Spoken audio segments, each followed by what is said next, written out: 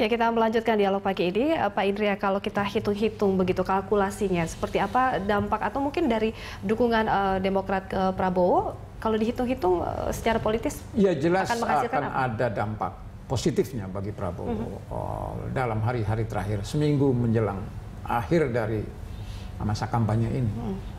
Karena Demokrat ini nomor 4. Demokrat punya pengikut, punya pengaruh. Tetapi soal signifikansinya itu saya katakan akan lebih signifikan kalau SBY sendiri, karena bagaimanapun Demokrat adalah SBY gitu. Jadi bukan Syarif Hasan. Saya kira banyak juga orang-orang Demokrat yang nggak kenal siapa Syarif Hasan. Sorry saya bilang dengan menteri kita ini. Tetapi politik Indonesia itu masih sangat figur oriented. Jadi menurut saya memberi dampak positif terhadap perjuangan ya, dari persentasenya sendiri apa kalau Prabowo dan juga Jokowi kan ini elektabilitasnya juga menang tipis begitu ya kalau dari survei dan ada 8,4% ini swing voters persentasenya, apakah ini mungkin yang dimanfaatkan oleh Demokrat atau mungkin ini akan bisa memenangkan dari swing voters yang masih dalam tanda kutip labil begitu Pak? Iya, ya sebetulnya memang persaingan makin ketat ya menjelang ke tanggal 9 itu, tetapi ada sejumlah hasil survei terutama dari Pusat Penelitian Politik LIPI itu masih mengunggulkan Jokowi sama dengan survei-survei yang sebelumnya itu. Tetapi pada hari-hari terakhir ini karena beberapa faktor bisa mendongkrak, mempercepat ini upaya Prabowo Hatta untuk mengejar ketertinggalan. Ya, jadi terutama peran dari jurkam yang berasal dari pemerintah itu. Ya, Pak Ihsan, ini momen ini apakah juga dimanfaatkan Demokrat, karena kalau kita lihat elektabilitasnya tadi memang tipis 1,3% begitu perbedaan persentasenya. Yang pasti kita punya mesin partai ya. Dan Prabowo ini juga sudah sedikit persentasenya akan menandingi. Dukungan yang kemarin itu memberi signal bahwa semua mesin Partai Demokrat termasuk yang sampai dengan tingkat ranting, anak ranting bahkan kelurahan, kecamatan, yang saya tahu persis kalau di Jawa minimal ini sangat efektif, itu akan digunakan untuk mendukung kemenangan Capres nomor 1 Pak Prabowo dan Cawapres Pak Hatta Rajasa. Apalagi Jawa Timur ya, gubernurnya sendiri. Di beberapa tempat termasuk di daerah-daerah yang dianggap sebagai daerah panas seperti atau juga memiliki tingkat golput atau pemilih galau yang tinggi itu 27% di Jawa Timur, 22% di Lampung, hampir 21% di Bali. 3 provinsi itu gubernurnya alhamdulillah Demokrat. Demokrat ya. Dan yang kedua juga sebenarnya benar yang dikatakan Pak Indria tadi bahwa pemilih Pak SBY itu lebih banyak daripada pemilih Demokrat. Tapi kan kita nggak tahu. Tadi kan dibilang Pak SBY nggak turun sendiri, tapi jangan. Siapa tahu nanti seminggu terakhir turun sendiri ya kan?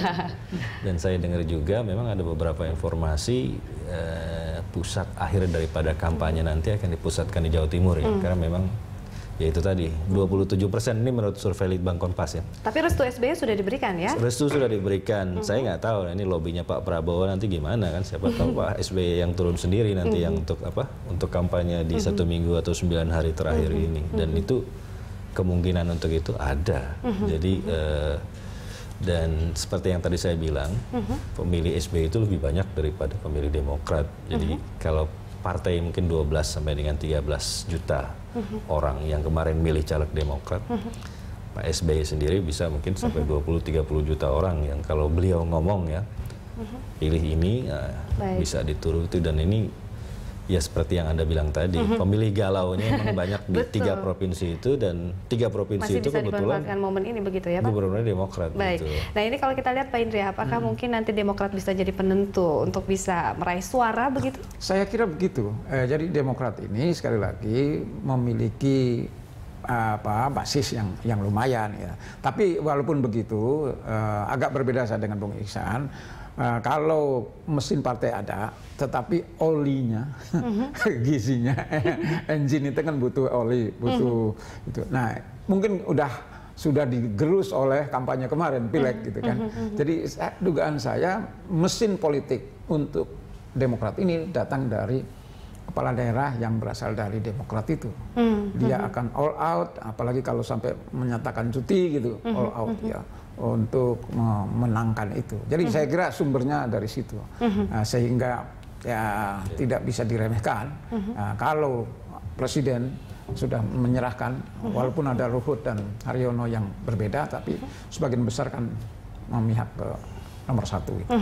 Lalu ini ada 2 dukungan ya di dalam satu partai, ada Ruhut Sitompul mendukung ke Jokowi, juga ke Pak Haryono Isman. Anda membaca seperti apa ini, Pak Iksan? Iya, orang 2 itu kita wakafkan lah dukungannya buat Pak Jokowi sama Pak JK. Jadi partai tidak akan memberikan tindakan. Ya. Kita tidak ada bebaskan. sanksi dari SBY sendiri? Tidak ada sanksi dari Pak Sanksi. Itu termasuk salah satu poin saya pikir. Karena memang ya it's a free country itu silahkan, tapi tentu akan menjadi catatan karena ini sudah menjadi garis kebijakan resmi partai. Tapi ternyata berbeda. Tapi yang harus digarisbawahi bahwa itu sama sekali tidak signifikan tadi seperti yang dibilang oleh Pak Indri ya, karena memang mayoritas daripada pengurus dan kader di bawah itu secara implisit atau bahkan sekarang eksplisit bahkan sebelum ada deklarasi ini sudah memberikan dukungannya ke ke Prabowo Hatta, termasuk Sekjen Mas Ibas dari awal.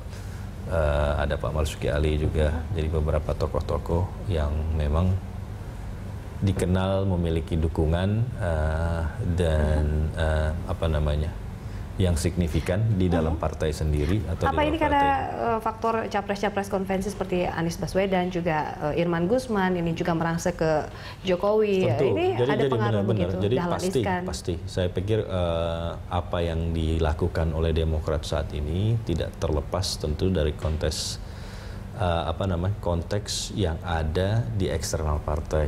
Yang saya maksud konteks di eksternal partai tentu kayak misalnya perolehan suara kita berapa, elektabilitas daripada calon-calon ini berapa, dan seterusnya. Jadi intinya yang ingin saya ungkapkan tentu salah satu pertimbangan kenapa akhirnya dukungan ini diberikan kepada Prabowo dalam arti kenapa bukan kepada calon-calon yang ada di konvensi ya karena itu.